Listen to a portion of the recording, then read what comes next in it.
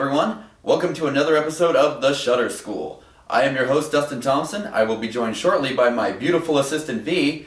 Today we are going to teach you how to take levitation pictures just like this.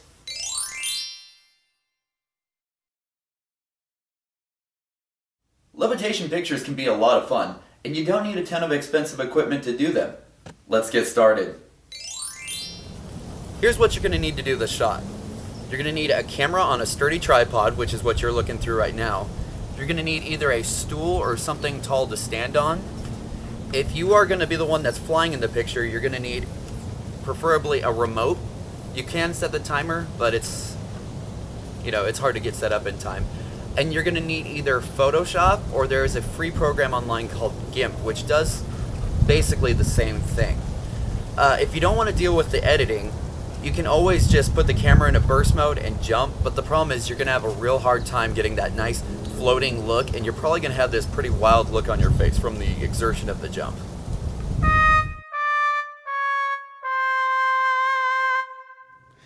So as you can see, if you want a more flowing, magical looking shot, the jump shot might not work for you.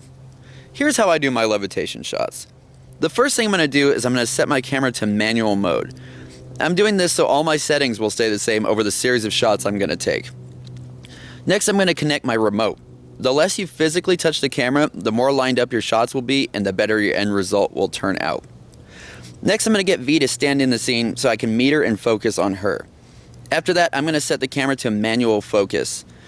Now I will remove V from the scene and take a picture of the bare background. That is very important, and I will tell you why in just a second. Next, we will add the subjects. Place them on a stool or ladder. Be sure that whatever they're standing on does not obstruct the view of them. If possible, have them stand up on their tiptoes so it doesn't look like they're actually standing on anything. If they don't have good balance, you can always go for more of a Superman flying position. If you're going for this, you also want to pay attention to the model's clothes. Make sure they drape nicely and that the stool isn't awkwardly jammed into their stomach. Now that we have all our shots, we're going to head home to the computer. That's where the actual magic begins. Now as you can see, we have a little bit of a broom race going on here. Here's my two layers, my background layer and the layer with V and I in it. What I'm going to do is I'm going to take these two files, I'm going to drop them down here into Photoshop. There they are. There's the layer of the background, and there's us. I'm going to save a copy of the background layer under a different name. Now I'm going to do that just so if I happen to save under its current file name, I don't want to lose the background layer. Now I'm going to go to the picture of V and I. I'm going to press Command A to select all, Command C to copy, then Command V to paste it on top of the background layer. Now I'm going to create a layer mask.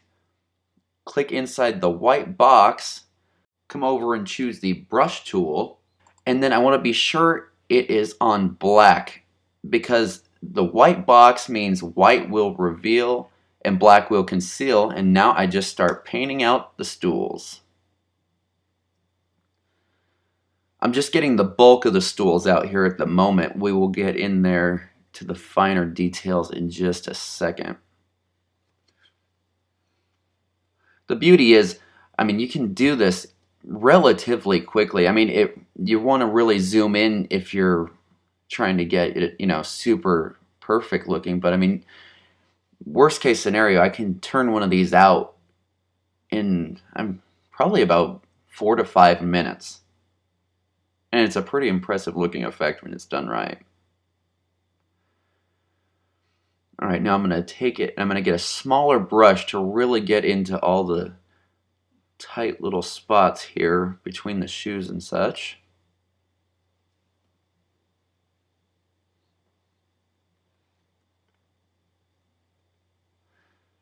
This is where you test your nerves.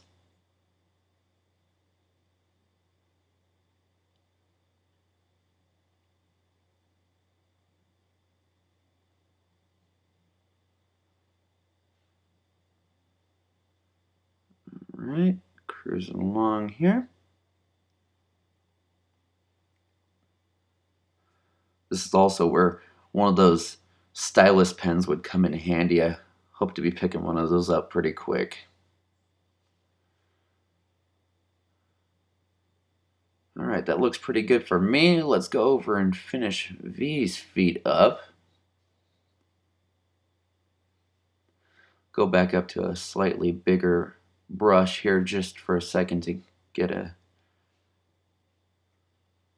bigger amount of the stool taken out. Well, but don't worry about that. See, I'll just go back here, switch back to a white, because remember, that reveals. Fix that problem right up. Now we'll go back to a black brush and go right back to what we were doing.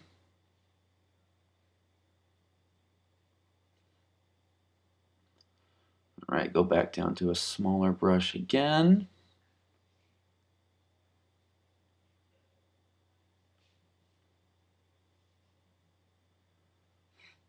I probably could have gotten in here with the big brush too, but sometimes it just seems to me to be a little bit easier to come through these fine areas with the smaller brush.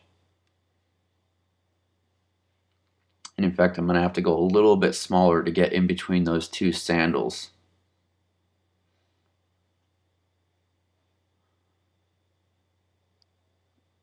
Alright. Not too bad.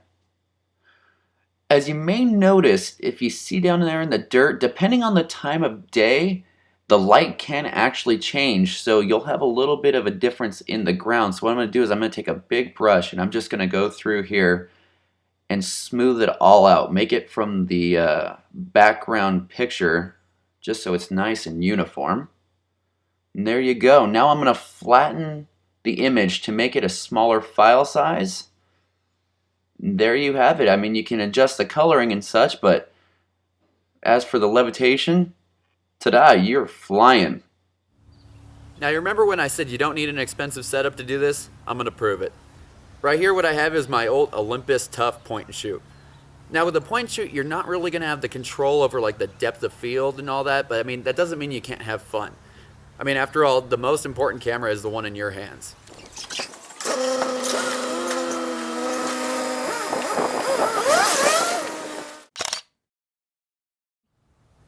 Well, that's going to do it for this episode.